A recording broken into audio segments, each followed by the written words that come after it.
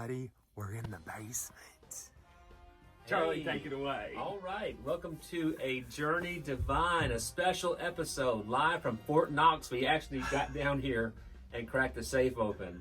Welcome. You can determine if that's true or not true. That's true. As far as location, this is a discreet location. That's right. And in here, well, we'll show you here in a few minutes. But first, we're glad to say we have new sponsors for this episode, don't sponsors that I know very well. Well, tell us who they are since you know them so well. The sponsors are David and Brenda Shockley, Right. who live here in Glasgow, Kentucky. I just gave it away. You did. We are in Glasgow, Kentucky. yeah. We're not in Fort Knox. We're in Glasgow. Brenda and David are my parents, and they mentioned a couple of weeks ago that they would like to sponsor an episode. So they are sponsoring this very special episode with Charlie and Chadwick of A Journey Divine. Right. Thanks, Brenda. Thanks, David. We really appreciate the sponsorship on that. Thanks, Mom and Dad. Yeah, thanks very much. You know, we don't have a script again either for this episode, do we? We've never had a script so far. I know some of you may be thinking, they really need a Yeah, script. we may need one now for sure. No, we refuse. But let's try without a script. Here we go. With no script, the safe. Let's look inside. Here's the safe exterior. I mentioned I locked it accidentally.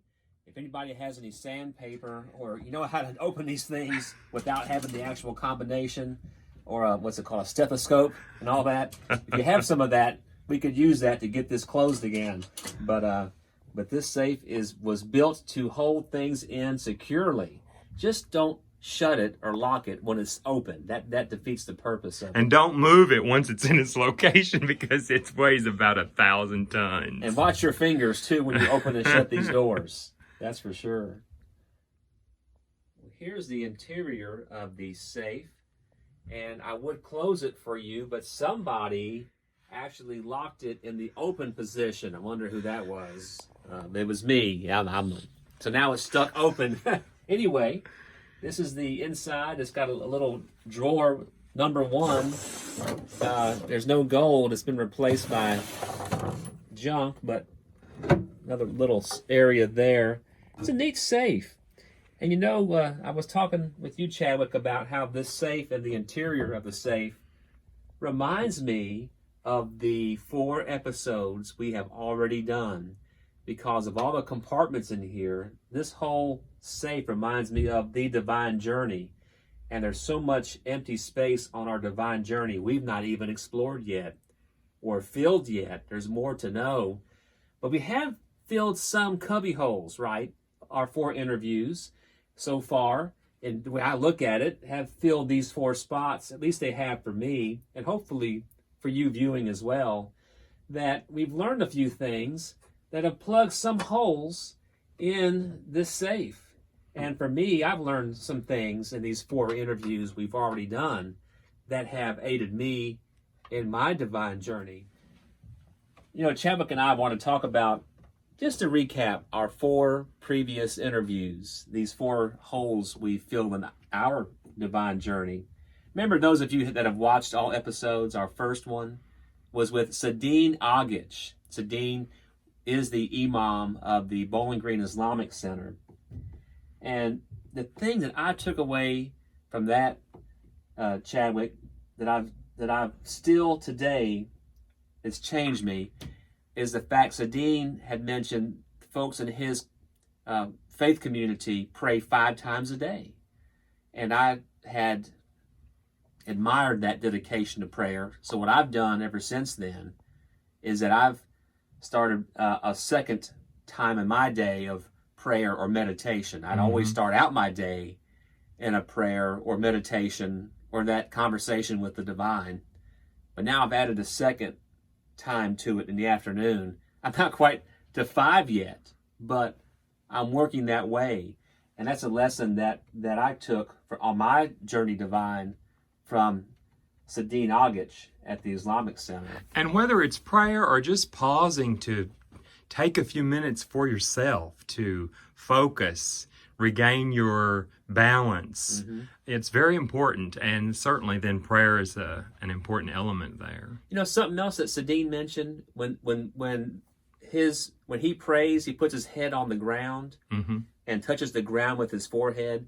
And he said that pulls a negative energy, sort of like Mother Earth Right. The energy of Earth pulling out that negative energy from his body. I thought that was interesting. Right. You know, we ignore the power of Mother Earth and the ability of nature to restore us. And he kind of reminded us that that's how it works. You know, the Earth can help us and is our aid in our divine journey. Absolutely, I agree.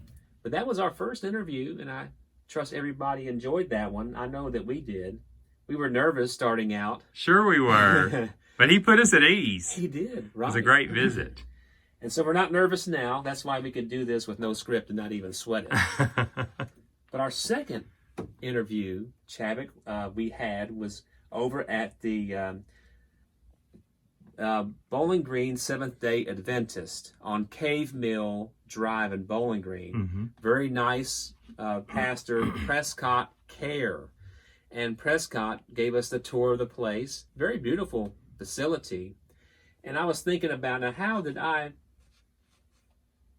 find a lesson from him that filled one of my spaces in my journey divine? And Prescott talked about in their particular denomination that they're Seventh-day Adventists. They're 1 foot now and then 1 foot sort of waiting for what's to come. And it reminded me that in my life that we do have 1 foot today still, right? 1 foot is always in today. Mm-hmm. And sometimes we live in the past or we live in the future, but we tend to forget the right now, the present. And I took that from him in our conversation to be a person that appreciates the right now. The past is gone. Tomorrow's not here yet, but today is right in front of my face. Living in the moment. Exactly. We can't forget what's going on right now. And that's what I put in my box from Prescott Care. Super guy. He was, wasn't he? Very, very nice man. Very nice facility, and always glad to let other churches come and use it because they don't have worship on Sunday. Right. Very generous with this facility. From there, we came back to Glasgow and had a nice chat with Ken and Laura from 190 Vision. And the one thing about that, there was so much about that conversation that just gave me 1,000 different ideas. But the one thing that I took from that was the thought of not reincarnation, but re-embodiment. How Ken and Laura's talked about how as people we are re-embodied in a new body. We come back in a new body, mm-hmm. right? And so as I was thinking about that when the interview was over, I thought about a book I read, Chadwick. It was written by a child psychologist. I can't recall him or the book's name, but he wrote a book about children that he met that said they lived different lives mm-hmm. before. And he went and investigated what these kids told him. And sure enough, the details the kids told him of a previous life were true. Mm-hmm. He was skeptical at first until he went and did the research himself. I've watched similar things right here on YouTube of interviews with children and families who've had those experiences. Right, a past life experience. And so Ken and Laura are talking about how we've lived before and we get a new body or we get re-embodied in a new body, but what we were before doesn't escape us. It's still with us, mm-hmm. right, at some level. That was fascinating. And I'm still pondering that and still engaged in conversation. I know, Chadwick, you are too, with mm-hmm. Ken and Laura, to keep regularly. Yeah, to keep communication going back and forth. But I filled my third compartment with what we learned from them. And then, Chadwick, you know, our most recent interview, we were back in Bowling Green uh-huh. at that dead-end street with Sarath Nan, the Buddhist monk. Right. I can't recall the temple. What? But I do recall Niak Saksabaite. Okay, what was that one? I forgot that was thank you very much. Oh, yeah. I forgot that. Wasn't the temple Wat Aram Minjai? Minjai, that's right? it. You got it. That was the temple. Mm-hmm. And he's Cambodian, and he speaks, I thought, was very good English, considering Absolutely. He was a bit... We enjoyed him a lot. We did. Very gracious fellow. And we're still enjoying him on Facebook. Right, our new Facebook A lot of communication with him, yeah. In fact, he's watching right now. Sarath Nan, hello. Uh-huh. Thanks for watching this video. But from that, I filled that hole, that gap, with what Sarathnan said. One of the greatest principles of Buddhism is sharing loving kindness. And he had that holy book he showed us, remember? And it was in Cambodian, but it had an English translation. And it was the rule of loving kindness, of being people that show love, or that, as it put it, loving kindness. And I thought about, that indeed is a unifier really among all four of the folks we've interviewed. All four, whether it's a Buddhist monk or 190 vision. Some may categorize that as metaphysical beliefs, right? I've heard that term. Or whether it was Prescott Care or Sadine Agich, all four of our interviews had that common theme that we're here to love one another and appreciate one another as human beings. Welcome back to the scene from behind the camera, back to here again. But I mentioned what we had just learned and heard and saw for our own eyes over these past 2 months, and that common theme of love and appreciation for one another. Right.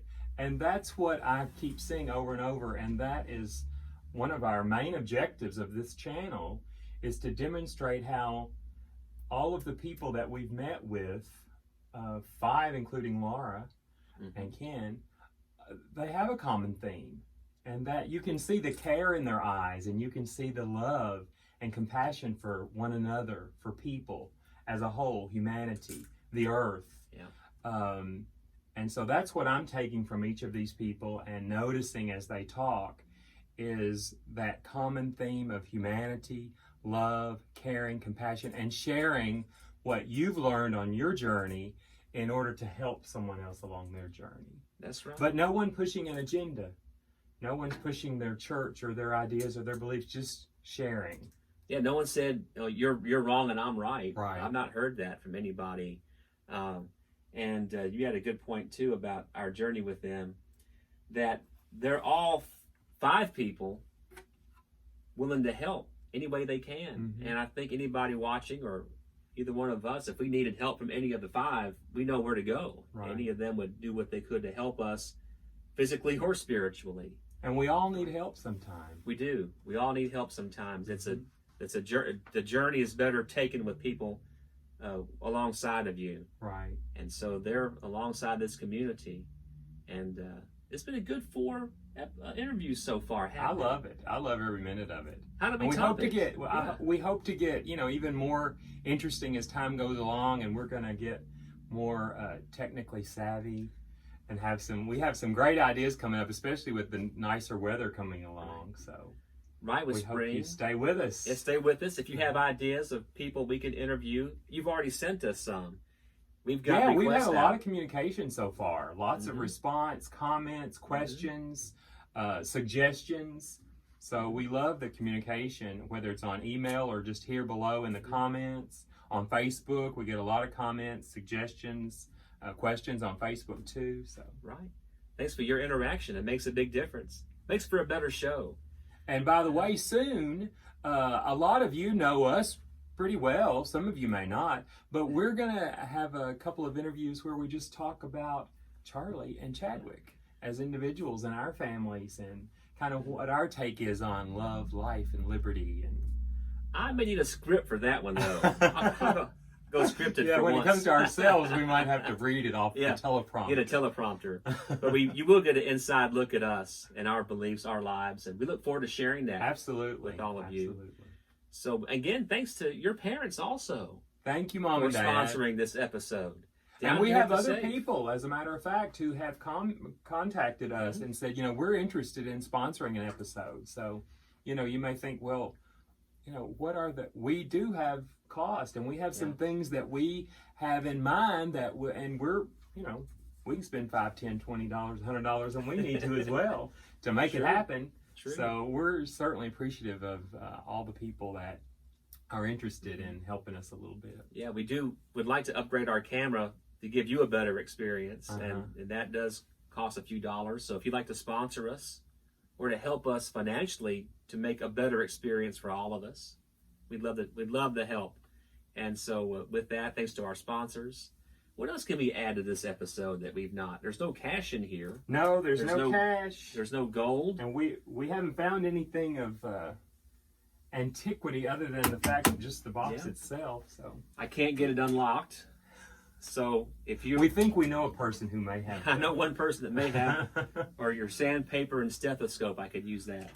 But thanks for watching today, and we look forward to seeing you next time. Like, comment, subscribe, and we will talk to you soon. See you soon. Thank you so much.